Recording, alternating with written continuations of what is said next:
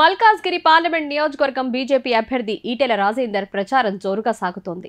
BJP ప్రధాన నాయకులు, జాతీయ స్థాయి నాయకులతో పాటు ఎన్డీఏ కూటమికి చెందిన నాయకులు మరియు సినీ సెలబ్రిటీలు ఎంతో మంది ఈటెల తరఫున ఎన్నికల ప్రచారంలో పాల్గొన్నారు. నేడు ఈటెల నియోజకవర్గ పరిధిలోని పలు ప్రాంతాల్లో వివిధ సామాజిక వర్గానికి చెందిన ప్రజలతో మరియు ప్రజా సంఘాలతో ఆత్మీయ సమ్మేళనాలు నిర్వహించారు. ఎన్నికల ప్రచారంలో భాగంగా కాంగ్రెస్ ప్రభుత్వంపై సీఎం రేవంత్ రెడ్డిపై తీవ్ర స్థాయిలో విమర్శలు గుప్పించాడు.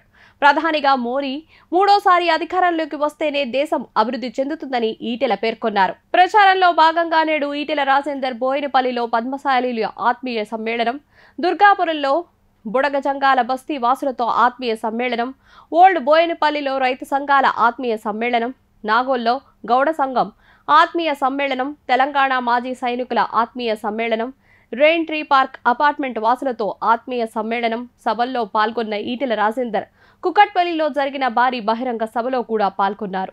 ప్రతి ఆత్మీయ సమ్మేళనంలో కూడా ఈటెలకు పూర్తిస్థాయి మద్దతు లభిస్తోంది. ఖచ్చితంగా ఎంపీగా ఈటెల రాజేందర్ పార్లమెంటుకు వెళ్లడం ఖాయం. ప్రచార జోరు హోరు చూస్తూ ఉంటే అనిపిస్తోందని రాజకీయ విశ్లేషకులు అభిప్రాయం వ్యక్తం చేస్తున్నారు. ఈటెల రాజేందర్ ప్రచారంలో భాగంగా మాట్లాడుతూ, కాంగ్రెస్ ప్రభుత్వం ఎన్ని బావుటకు హామీలు ఇచ్చిందో మీకు తెలుసు. చదువుకున్న వారు కానీ, వ్యాపారస్తులు కానీ వారిని నమ్మి ఓట్లు వేయరని వారికి అర్థమైంది. పేదవారిని ప్రలోభపెట్టి రైతులకు రుణమాఫీలు చేస్తామని అబద్ధపు హామీలు ఇచ్చి వారి చేతే ఓట్లు వేయించుకుందామనుకుంటున్నారు. మరోసారి రైతులను మోసం చేసే ప్రయత్నాలు చేస్తున్నారు. ఇప్పుడు రేవంత్ రెడ్డి మాట్లాడే మాటలకు విలువ లేకుండా పోయింది. గత 10 ఏళ్ల మోదీ గారి పాలనలో ప్రశాంతంగా ఉన్నామని, మరోమారు ఆయనకే ఓటు వేసి గెలిపించాలని ప్రజలు ఆలోచిస్తున్నారు.